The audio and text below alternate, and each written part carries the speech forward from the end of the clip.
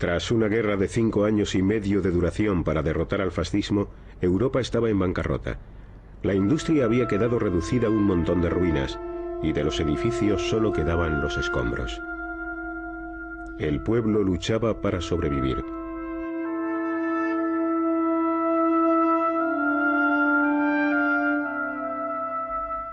El Partido Comunista, que había combatido al fascismo, reclutaba nuevos miembros. El comunismo atraía a los jóvenes y estudiantes con la esperanza de poder crear una sociedad sin clases. Muchos creyeron que el comunismo construiría un mundo mejor, mejor que el que existía antes de la guerra. Era el único partido al que uno podía afiliarse si quería cambiar el mundo. El hombre al que Truman escogió para hacer frente al comunismo era el general Marshall, uno de los líderes del ejército en tiempos de guerra que acababa de ser nombrado secretario de Estado. Él se ocuparía de planificar la reacción de los Estados Unidos. Marshall era un hombre extraordinario. Nunca he conocido a nadie como él. En muchos aspectos era una persona austera, casi inaccesible. Nunca consentía que nadie le llamara George Marshall, ni siquiera el presidente. Cuando el presidente le preguntó si debía hacerlo, él le respondió: no, General Marshall estará bien. Emanaba carácter y autoridad. En marzo, Marshall se reunió con el ministro de Asuntos Exteriores soviético Molotov en Moscú. También estaban allí Gran Bretaña y Francia. Los 4 grandes trataron de llegar a un acuerdo sobre el futuro de Alemania.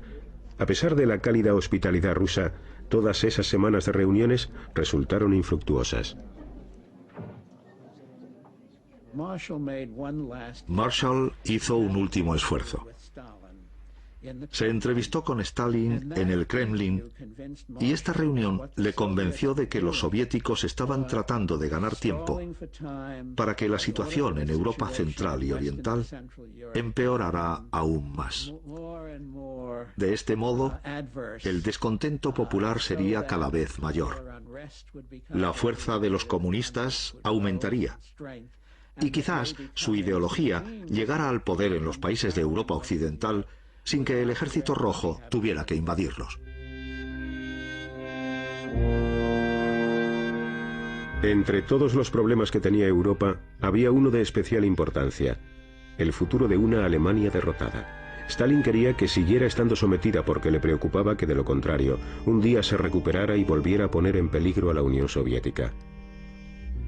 Los norteamericanos consideraban necesario que Alemania se pusiera en pie de nuevo para que toda Europa pudiera recuperarse completamente.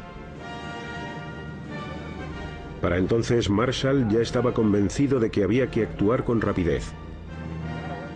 A su regreso de Moscú dio instrucciones al Departamento de Estado para que comenzaran a aportar ideas con el fin de elaborar un plan para rescatar Europa. Pero para ello se necesitarían miles de millones de dólares. ¿Aprobaría el Congreso estos enormes costes? The whole situation is critical in the extreme. We happen to be, very fortunately for ourselves, the strongest nation in the world today, certainly economically. La urgencia era tal que Marshall aceleró los preparativos de su plan. Y lo hizo público en una ceremonia de entrega de premios en la Universidad de Harvard. Las cámaras no estaban presentes. Marshall propuso que la ayuda a Europa se llevara a cabo a una enorme escala e invitó a los europeos a responder a su propuesta. Ernest Bevin, secretario de Asuntos Exteriores británico, se dio cuenta inmediatamente de la importancia del discurso de Marshall.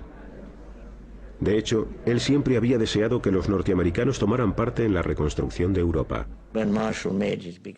Cuando Marshall pronunció su gran discurso en Harvard, Bevin lo escuchó atentamente y junto con los franceses le dio la bienvenida.